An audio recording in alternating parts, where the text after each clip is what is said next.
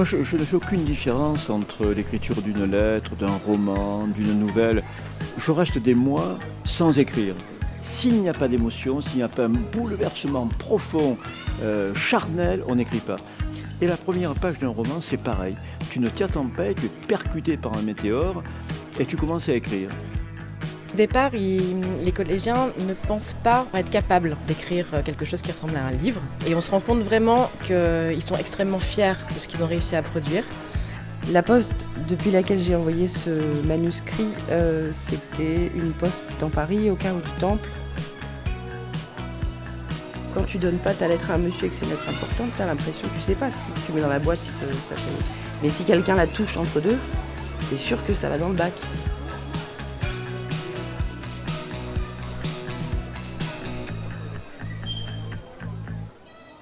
J'ai une relation très personnelle à la Poste. Mon grand-père travaillait au PTT. J'allais à Beaulieu-Sainte-Assise, au camping des PTT pendant toutes mes vacances. Et j'adorais. On avait une caravane qui était installée avec tous les postiers de France, quoi. C'était, j'exagère, mais c'était ça. J'ai envoyé très peu de lettres que j'ai écrites. Donc j'ai un vrai souci avec le fait d'envoyer les lettres.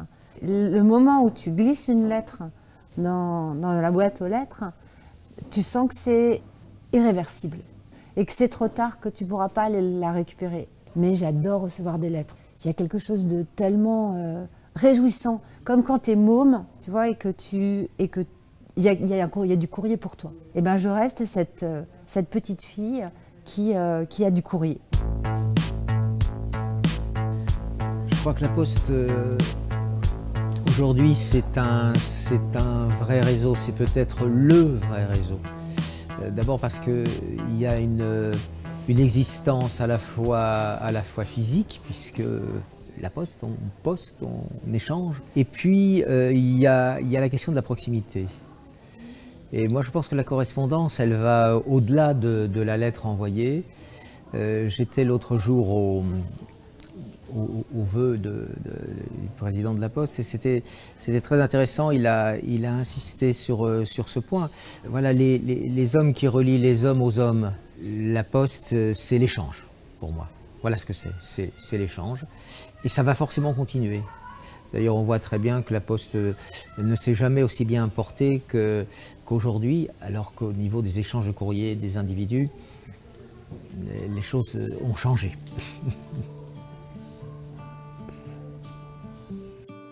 Parce que rencontrer quelqu'un qui ferait l'aveu de son illettrisme ou qui serait pris en flagrant délit d'illettrisme, je pense que ça mettrait à jour une souffrance énorme.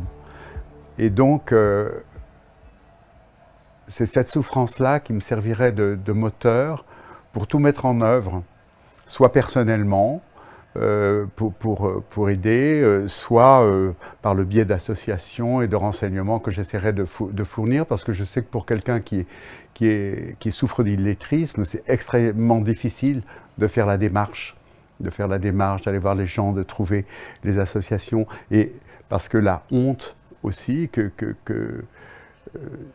j'ai eu affaire à ce cas-là. Je m'étonnais beaucoup c'était un maçon, et du fait qu'il ne réponde jamais à mes mails, par exemple. Et j'ai fini par découvrir, et lui, il a pris l'initiative, il a été voir une association, et il s'est mis à apprendre à lire et à écrire, et ça a complètement changé la personnalité de cet artisan. C'était magnifique. Je suis Idriss Abdel-Sayed et je suis le directeur pédagogique régional de l'association Initiale. Initiale œuvre au quotidien dans le domaine de l'accès à la langue et à la culture. Elle travaille avec les personnes éloignées justement de la langue et de la culture. Nous avons une relation privilégiée avec la Fondation d'entreprise La Poste, car la Fondation d'entreprise La Poste apporte son précieux soutien à une action intitulée « Vivre ensemble, le Festival de l'écrit à région Grand Est ». Et le principe est très simple. Si nous abordons la langue en tant que créatrice de liens sociaux, en tant que véhicule de culture, nous pouvons alors faciliter son apprentissage technique, instrumental, linguistique. Oui, lire et écrire à l'âge adulte n'est pas facile, mais il n'y a pas de fatalisme, c'est possible. Si je devais écrire un message à la Fondation La Poste, je lui dirais chère Fondation, je suis heureuse que tu existes. Je trouve que ça fait peu, 25 ans. Il faut que tu existes encore 200, 300, 400 ans. Je suis heureuse de voir tous les gens que tu touches, tous les gens que tu soutiens et comment tu arrives à les rassembler, des gens qui sont très différents. Voilà, c'est important pour plein de monde, qui ont ce point commun qui est celui de l'écriture, qui est celui aussi du coup de la correspondance. On peut dire comme ça plein de choses, plein de mots, mais je pense qu'on les dit vraiment seulement quand on les a écrits. On est obligé d'écrire les choses pour pouvoir les dire.